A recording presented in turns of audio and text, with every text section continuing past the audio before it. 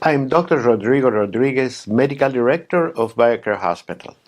And I appreciate very much having the opportunity to have this chat with you and discuss very important things. I think very important. They are very important to me because I know that if you follow, if you try to understand, if you try to actually get the hang of it and learn more about it and enjoy what you're learning and so on, you can do wonderful things for you and for everybody around you. I have been talking about health and disease for many years. In the old times, of course, we had seminars, we went to towns and cities, and we talked to people one to one. Today, I don't know if it's better or worse. Probably it has both. Some of the things are a lot better because you can reach you in wherever you are, whatever time you want to listen to this show. The bad part is we don't get to talk to each other. But I'm going to give you opportunity to do that. Because if you read under my communication, you're going to find ways to connect with me and to chat with me or to ask questions directly.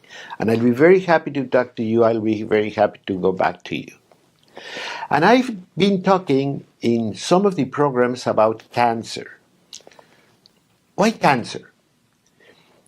Number one, because it's one of the things that I have been working with for the last 50 years.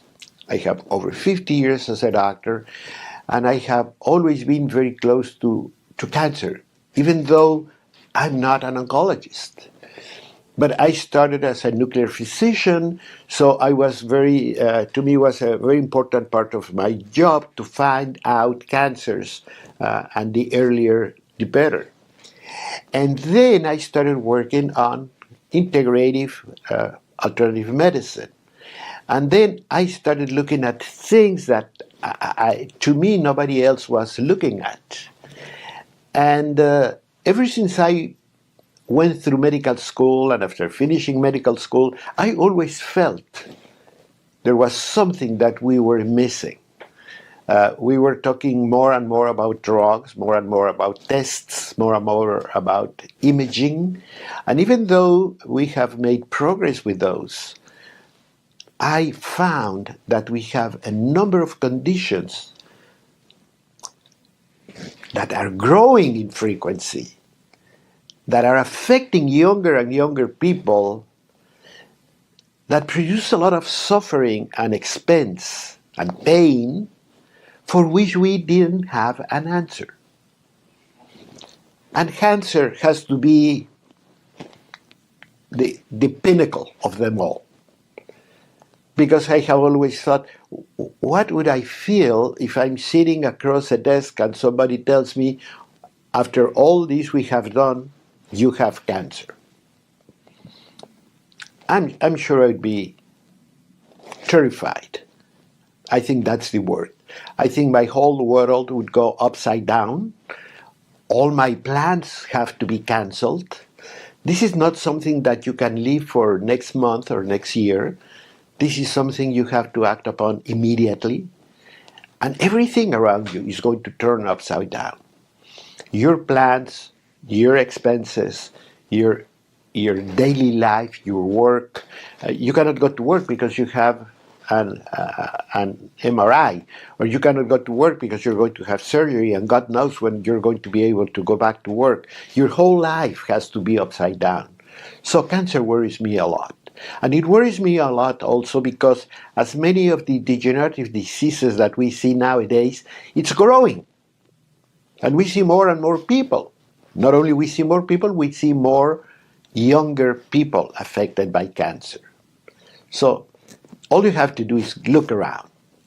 And if you are as old as I am, you can think of who you knew when you were a youngster with cancer. There were very few people, and normally they were old people. We always thought cancer was an old person's disease. But today, we see more and more young people being affected. And I remember one day I was having a very casual talk with a doctor, that I respect a lot. She's a very good physician. She works a lot with cancer. And very casually, I just said, what do you think? Why are we getting so many cancers? Why it seems that we have more and more people with cancer? And her answer was very simple. It is so frequent that it has to be something we do every day. It's not that you did something today that's going to produce a cancer. She was right. It has to do something that we do every day. And probably that we do more and more every day. That's why we see more cancer. And probably something that younger people do every day because we're seeing cancer in younger people. So if you follow this thread, you're going to see that it just has some logic. So I thought, yeah, that could be it. And the other part that troubled me is, what is cancer anyway? Because we can talk about a lot of diseases and be very specific. And I'm going to use a very simple example because we all are familiar with it right now. I'm going to talk about COVID-19. COVID-19 was a word that we didn't even know 4 years ago. All of a sudden we have this problem, people start dying, people start having all this syndrome, going to the hospital, to the emergency room, to the respirator, and died. That was 4 years ago. Today, we have pictures of the agent that produces it. It's like when you have a robbery in any place, and the police shows you the videos that shows how the intruder broke the window and came into the thing and opened the safety box and took your money out. So now you can follow him. Not only that, but the videos outside have the license plate of the intruder. You can do something about that. Same with COVID. You knew what caused it. You went to the electronic microscope and all sorts of testing, and then they said, this is the cause. And we saw pictures. They were on TV. They were on the news. Not only that, but just a year and a half later, they tell you you have a vaccine. Now you can get a vaccine and avoid it, etc. Whereas the subject is controversial or not, we had a lot of things to act upon COVID in a total time of probably 40 years. Not even close to what we know and do about cancer. I mean, Richard Nixon, he offered a long time ago that he was going to do a 10-year huge effort to defeat cancer. Well, Richard Nixon is long gone, and I don't see the end of it. I hardly see the end of it. So, thinking about my friend's comment that it has to do something that we do every day that can give me the cancer, like, begins to make more and more sense. Not only that, but I don't have to tell you, you know very well, why is it that I can have a cancer in the lung, or in the brain, or in the stomach, or in the colon, or in my bone? What's the link? Why the cancer can be in different organs and in many ways behave the same way, but in many ways behave in a different way? Then again, you think this is something that has to do with total physiology and anatomy of our body. because we can actually develop cancer for what I can see anywhere in the body. So you say, okay, then this has to be not a local problem. This probably has to do with something we do every day that affects every single part of our body. And if we start thinking in that direction, then we start thinking, I have to begin to understand this. But let me tell you where I'm trying to get to. Where I'm trying to get to is I'm trying to guide you into thinking and looking around you and say, where is the offender? Where is the thief? Where is the outlaw that's going to get into my body and damage my body? In other words, we have to start becoming more vigilant. Well, if it's something I do every day, if it's very close to me, if it's very probably even inside me, I have to find out what it might be to prevent it. And if I begin to understand that, if I begin to think in that direction, I might be able to avoid it. And let me tell you once for all, yes, cancer is preventable. You do not have to get cancer. The Center for Disease Control and Prevention, which lately added that word to the name of the institution, Center for Disease Control and Prevention in Atlanta, Georgia, one of the most important medical institutions in the USA, tells me that yes, cancer is preventable. We can avoid it if we just play our cards right. So, with all that information, I want to see where that cancer might be coming from, because if I start to identify all those conditions and reasons, I'm going to be able to avoid it or beat it if I have already been diagnosed with cancer. And no, this is not, I'm not going to talk about specific drug, I'm not going to talk about specific thing, I'm going to talk about our daily life. My friend is right. It has to do with something we do every day. Please stay with me. To me, this is a very important message. I'll be right back.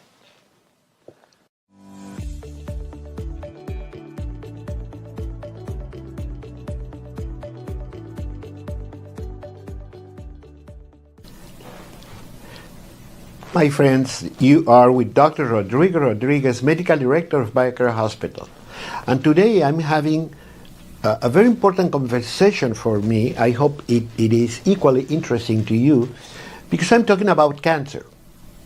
And I'm talking about things like we don't fully understand this disease. There are many things that we do not understand, and even though we can get an overwhelming amount of data about cancer, cancer behavior, cancer treatments, cancer this, cancer the other, I could fill 10 libraries with all that information. I still don't know what it is. It's a very poorly understood disease. And I was using the example of COVID. With COVID, yes, you have this thing and people started dying and we didn't know what it is, but all of a sudden they come out and they say, hey, we have the picture. This is the virus. And we call it coronavirus because it has a crown. And they start giving you all this information, and later on they say we have a vaccine. Independently of what you think about vaccines, they were able to produce a vaccine against this thing in a total time of less than 4 years. How long have you been fighting with cancer? How long we as humans have been facing cancer? Ever since the beginning of times. Egyptians talked about cancer and tumors, as they were called. Tumor, because the Greek word for a growth or for a lump is tumor. So we started using the lump as equal to a cancer.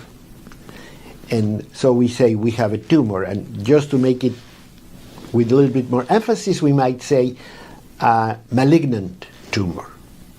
And malignancy, which is a word that we use very frequently too, refers not to the diagnosis. You have a cancer, all right. You have a lung cancer, all right. You have a lump in your breast, all right. You have all this, all right. What does the word malignancy mean? A malignancy comes from the word malus in Latin, comes from Greek also, and it means evil. So when you talk about malignancy, you're talking about the behavior of the tumor, not what it is. It might be small, big, spread, whatever. Malignancy is how evil it is in working against the rest of our body. Cancers, once they arise, they're going to do anything they can to kidnap all your functions, all your energy, all your everything. That's why you see people with cancer, you can see how they diminish in size, diminish in energy, diminish in everything, but the tumor gets stronger and stronger because of that malignant behavior. They're going to kidnap everything, every resource your body has. Well, ever since humans exist, we learned about a very important phenomenon, and that is inflammation. I mean, you can think that even before the times of anything, if you have a caveman that went down through a cliff and survived, you can believe that he had lumps and pains and fractures and these things, and you could see, I mean, you didn't have to be a doctor, you didn't need an x-ray, you could see that the area got swollen, that the area got painful, that the area got etc., etc. And that started developing the cardinal points of inflammation. The symptoms we see, we don't need a doctor, we don't need an x-ray, we don't need a laboratory, we don't need anything. You have 4 cardinal points. And the first one is a lump. Why a lump? Because every time you hit something, every time you hurt something, it swells. It increases in volume. That's inflammation. Second, it turns red. It turns red because there's an increased blood flow. The first thing the body does, and it is in a matter of seconds, literally seconds, the blood vessels open up and let a lot of blood go to the afflicted site. So the site gets swollen because a lot of volume, and they get red because this volume is in big part blood. And the next thing is heat. Heat because with all that volume of blood flow going through the area becomes hot. If you use a hammer on your finger, you're going to see that it swells, that gets red, and gets hot because of the increased blood flow. And the last one, I don't have to tell you, we all have left a finger enclosing the car door, and the last one is pain. So if you have those 4 things, you have inflammation. Inflammation, a good friend of mine also said, inflammation is always synonymous with pain. If you have inflammation, you have pain. When you move and you say, oh my God, my back aches, that's inflammation. When you try to do something and then your arms ache, that's inflammation. Your knees on a cold day, all that is inflammation. So make no mistake, pain is inflammation. The other one is increased volume. So any area of your body that's swollen, it's inflamed. And inflammation is a very important defense mechanism of the body. Actually, if we didn't have inflammation as a tool, we would not survive. Because we all have fallen, because we all have hurt, because we all have damaged somehow our body, because we all have been subjected to irritants. It's not necessarily that we hurt with something. You can use a simplest example of them all. Have you ever gone to a swimming pool and stayed longer than what you should, and then you can hardly touch your skin because it's hot, it's red, and it's very painful?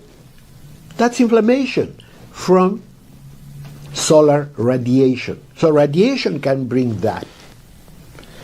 Chemicals.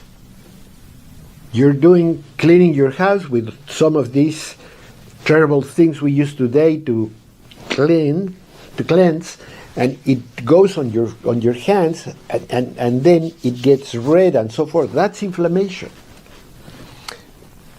You get a little thing, you're doing your garden, and you get one of these little spikes from your rose garden, and then it hurts. But then it gets inflamed, because all that is inflammation. So it is a non-specific response to whatever damage the body gets. And its job is to see that we can repair the area very fast. That's why it acts within seconds. But one of the tools to do that is by using special chemical substances called cytokines that produce a lot of side effects. Like if you damage a cell, you don't let it die. You help it to survive, because you're going to need it at least for some time until you get a replacement.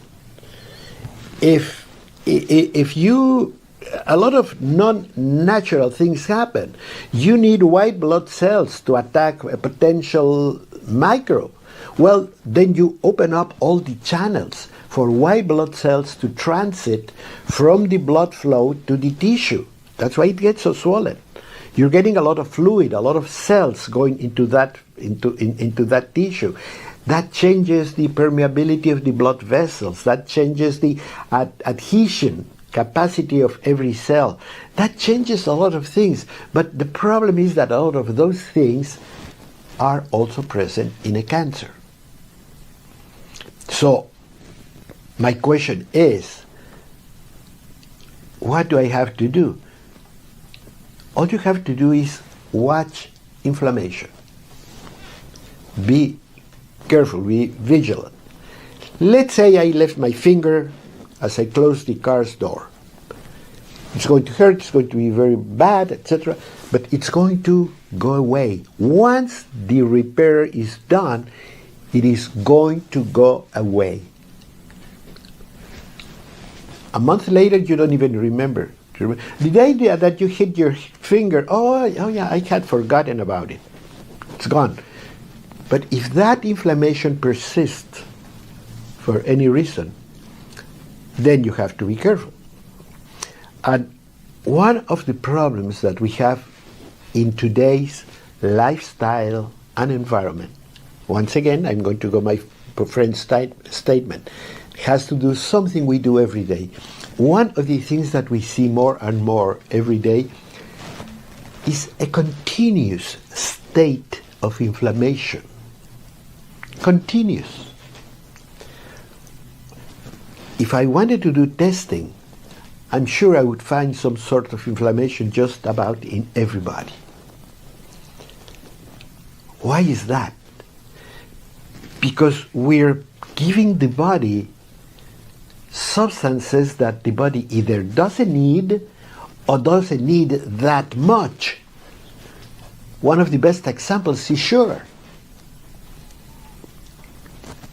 Did you know that some toddlers in the United States might be eating their own weight in sugar every year?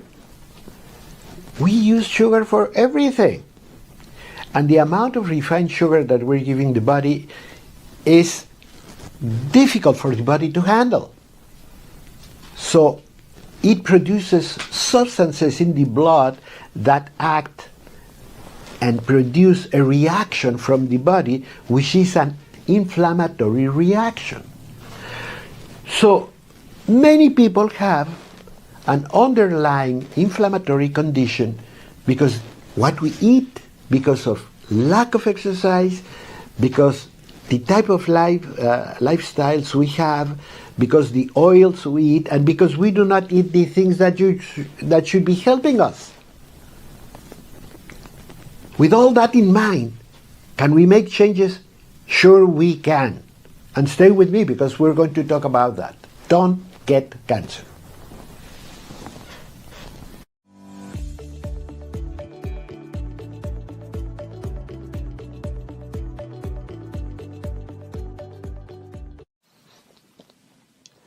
You are with Dr. Rodrigo Rodriguez, Medical Director of BioCare Hospital.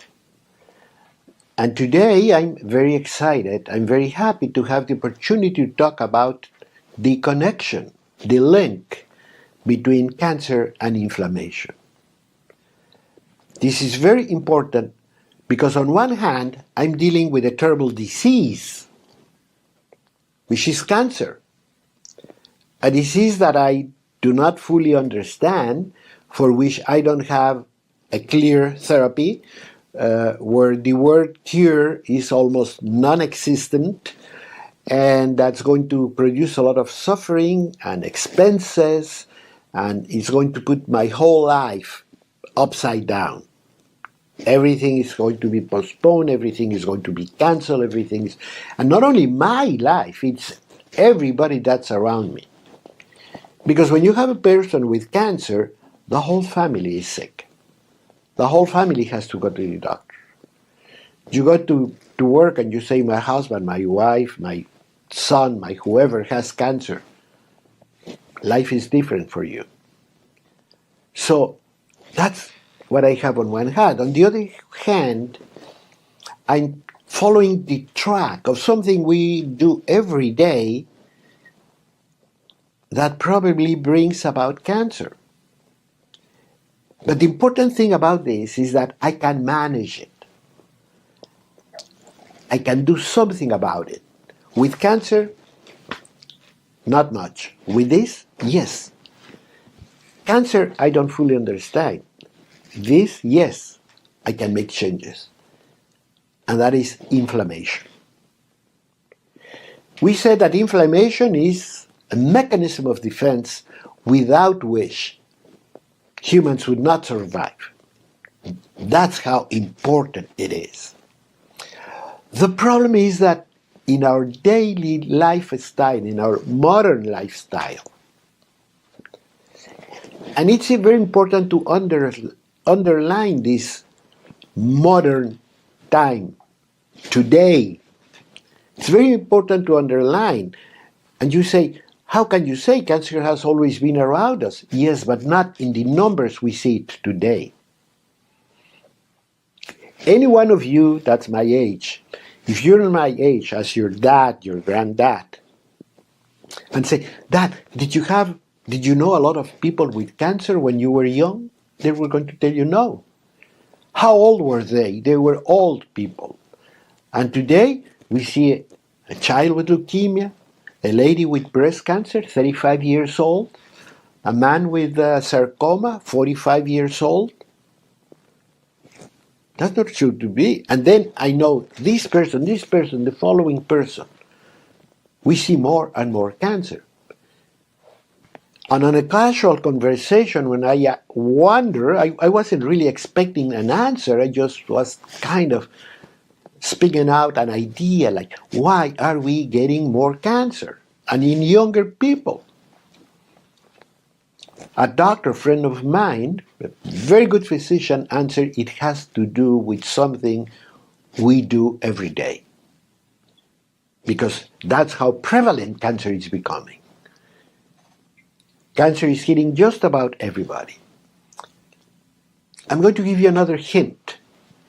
It is more prevalent in civilized, industrialized societies as Americas versus than what it is, let's say, in Central Africa or in the jungles of South America. So, what's going on? What's the difference? And the difference might be what we do every day. And we find that connection with inflammation. Why? Because even though inflammation saves my life, if I find a way to fuel inflammation for no purpose whatsoever, in other words, you don't have a fracture, you don't have an irritant, you don't have any problem whatsoever, but you're producing substances that trigger chronic inflammation, and that's the key, chronic inflammation.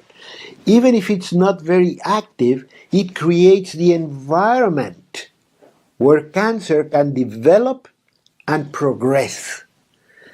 Because inflammatory markers can block, for example, apoptosis, which is a normal mechanism by which we destroy faulty cells. If we cannot destroy faulty cells, that means that faulty cells are going to prevail. Inflammation can trigger mutation. And it's not a mystery to anyone to know that a cancer cell is a mutated cell. So if I create the environment for mutations to happen, I'm increasing the chances of getting cancer. So you see, inflammation can be connected to cancer. And some cancers are actually indeed directly connected, that we know of, to, for example, some chemicals. Cigarette smoking is one of them. Okay? Asbestos. You can develop mesothelioma just by being exposed to asbestos. And what about infectious agents that produce inflammation? Well, we have hepatitis B and C. Those can produce liver cancer. What about Helicobacter pylori, which is another bacteria in the stomach? That can produce cancer of the stomach.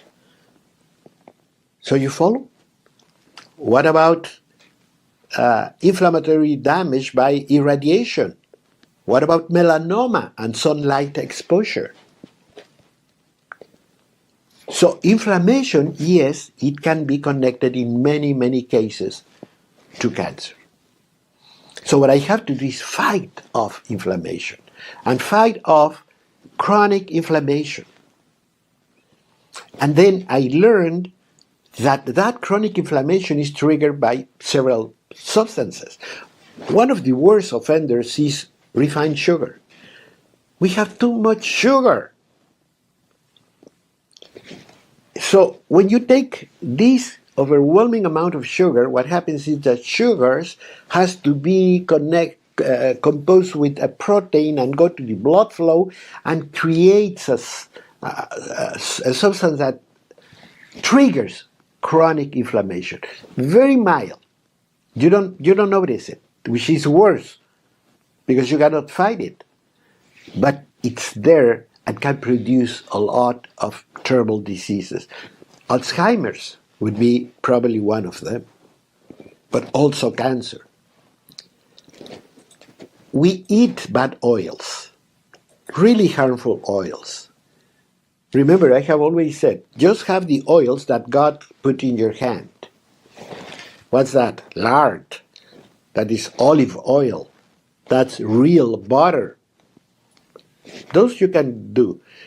But don't go and buy vegetable oil that comes from corn. I have never seen any oils in corn. So you go to YouTube and you say, how do they get oil out of corn? And then they tell you, well, because they extract it with what? With chemicals. That's not natural. That's not the best way to honor your body. That's not what the Bible says. So I want to eat natural foods that were given by God. I have a man, 50 years old. His father develops prostate cancer. And he says, I'm going to check myself, because if my father has prostate cancer, I might have it. Not necessarily so, but he did the test anyway. And he found out that he had a little elevation in PSA.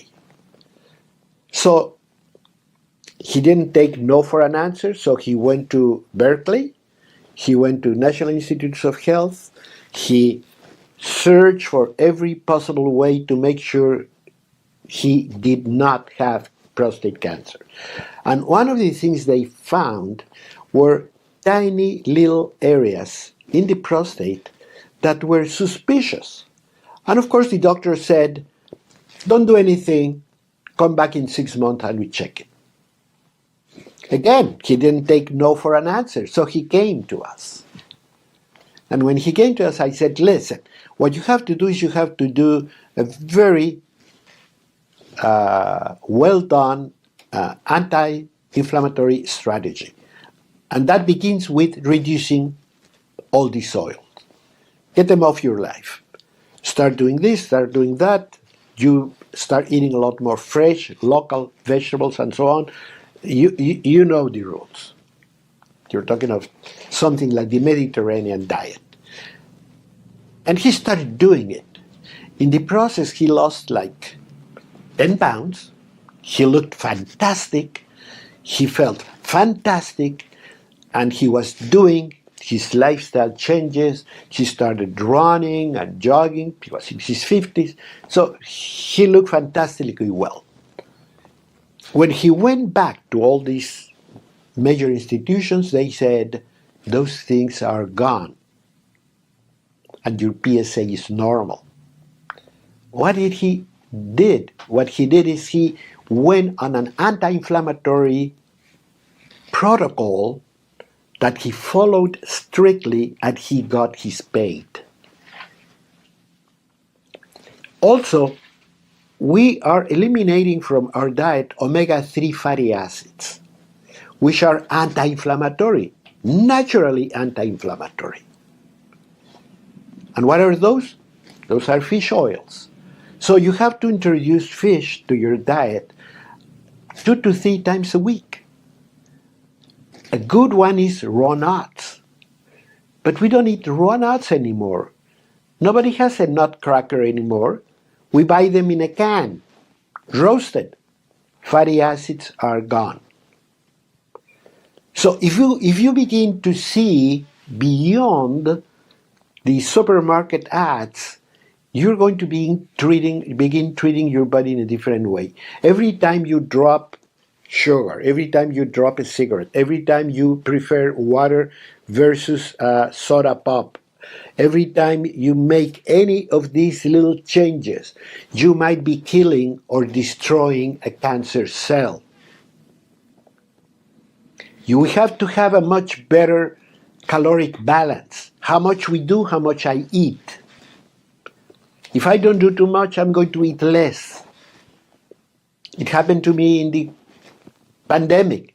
People were gaining weight. Why are you gaining weight? Because I cannot go to the gym. Well, then don't eat that much. It doesn't take too much science or a computer to figure out that if I do less physical activity, I should eat less. So just be conscientious about who you are and how much you want to take care of your body, how much you want to BioCare your body. Stay with me, please.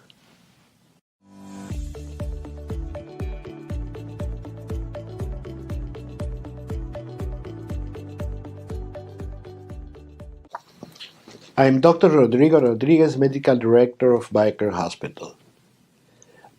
And today I have a blog, I have a chat, I have a discussion with you that, first of all, let me thank you for paying attention to it, for going through the whole program, because I think it's important information.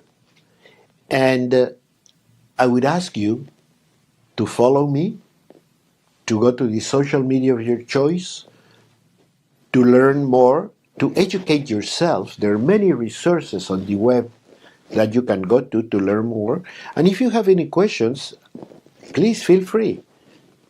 my any way to access me directly is on the screen, so you will be able to talk to me at any time. I've been talking about the connection between inflammation and cancer. And this is a question that I have had in my mind for many years. Because I have seen more and more people with cancer. I have seen younger and younger people with cancer. I have seen children, adolescents, young adults, young people, not only with cancer, but dying of cancer. And let me tell you something. I always hate it. I hate cancer. Because this is something I have said all my professional life. Even in the best cases, you suffer a lot. The patient, everyone around him, everyone around her, and we, the doctors, the nurses, the health professionals, we suffer as well. So I always wonder, why are we seeing more and more cancer? And you have to say something we all are doing wrong. Or things that we're not doing well. Because in other countries, the cancer's prevalence might not be the same. Some places of the world have very low incidence of cancer. But the industrialized societies, as America, have a lot and have more and more. And the question is, where's the connection of where is the culprit? And after analyzing a lot of information, we seem to concur to the fact that it is chronic inflammation, the foundation for this thing. Why chronic inflammation? Because chronic inflammation is being triggered by our lifestyle. So this is a universal phenomenon. And we all are creating the conditions to help these diseases to develop, not only cancer, but also diabetes, high blood pressure, heart disease. Those are the diseases that are killing Americans today. Not even COVID, not infections, nothing. It is these chronic degenerative diseases, inflammatory diseases that are killing us today. And the important part, the dire message, is that we don't have to go through it, that these conditions are preventable. But what we have to do is sit down and reassess all our lifestyle. Many very simple modalities are very helpful. I told you the example of this man who, just by cutting out oils, improved to the level that cancer was undetectable. Well, he actually never developed a tumor, but he was able to erase any trace of what seemed to be the origin of a tumor. So yes, this is possible. So we can make all those changes and profit in the best possible way with a lot of health and enjoyment. I tell you, and I have said it before, every time you choose to eat well, local, good quality, fiber, vitamins, fish, raw nuts, etc., every time you do that, you're helping your body to live longer and healthier. So drop the sugar, drop the soda pop, drop the things that you know are bad for you. Don't buy them. That's the worst part. You take your hard-earned money and spend it on something that's going to be harmful. In other words, you're working against you. You're using your money to attack yourself. Don't do it. We have to act in a different way. BioCare, throughout its history, has been working with a lot of people around the world, or in the United States with different people, different ages. And you know what? Every time I see a therapy plan, like for example, the enzyme therapy in Germany, which is like back from the 1930s, the diet programs, the REAMS program for evaluation, for example, of pH in the blood, etc. All of them have an anti-inflammatory strategy at the bottom. All of them. So, if you have cancer, what you have to do is you have to go to a center that has all these things in mind. Because yes, your surgery might be necessary, your therapy might be necessary, your chemo might be necessary, yes, but you need to do a lot more.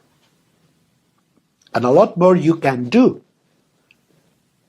We act many times locally, but we need to have a global approach. Your whole body has to participate if you want to be successful. You have to produce the environment that's not good for a cancer cell, and that is an anti-inflammatory environment. I don't have to tell you, and I don't have to prove it. I think we all know it. People that live healthy live longer, because people that live healthy, that exercise, that eat a reasonable amount, that don't eat junk food, etc., that don't drink soda pop, that don't smoke, they don't drink. People that have healthy lives live longer because they, in fact, have an anti-inflammatory lifestyle. As simple as that. Even, for example, it has been observed that people that take anti-inflammatories like aspirin or non-steroid anti-inflammatories for whatever reason, they have a lower frequency of cancer. Do you need any more proof? Every time you act against inflammation, your chances of developing cancer will go down. Every time you have an anti-inflammatory activity, your chances of defeating cancer are going to go up. Now, when you come to BioCare, yes, we're going to do the blood test, we're going to do the imaging, we're going to do a PET scan, we're going to talk about your cancer, but every time we're going to have in our heads the global needs of your body, the anti-inflammatory strategies, in how we're going to feed you, how we're going to nourish you, what's in your food, if you have enough omega-3 fatty acids, which, by the way, are very anti-inflammatory. So eating fish is good for you. Simple as that. Drinking water is anti-inflammatory. See, but not soda. Soda has, carbonic acid, and it has sugar. You don't need that. You need plain water. That's what God gave you to drink. So every time you do that, you're doing something which is anti-inflammatory. Every time you move, our muscles consume a lot of the inflammatory markers. They destroy them. You know what else they do? They lower sugar levels. So if you're diabetic, if you have cancer, you have to move, you have to exercise. I'm not saying, you might say, I have a cancer, doctor, I cannot go and jog. No, but you can move. Even if you're sitting down, you can have passive movements. You can put a pulley and a cord and lift things and ask your family to help you. You can put a jog on the other side and just pull it up and down. And that's going to help you, because that's going to be using inflammatory markers and it's going to make you feel better. And you say, doctor, it's been kind of complex to follow all this. Yeah, I know it might be. If you're not if you're beginning to face a problem like this, it might look like a confusing or lost. But that's why I'm here. That's why I'm talking to you.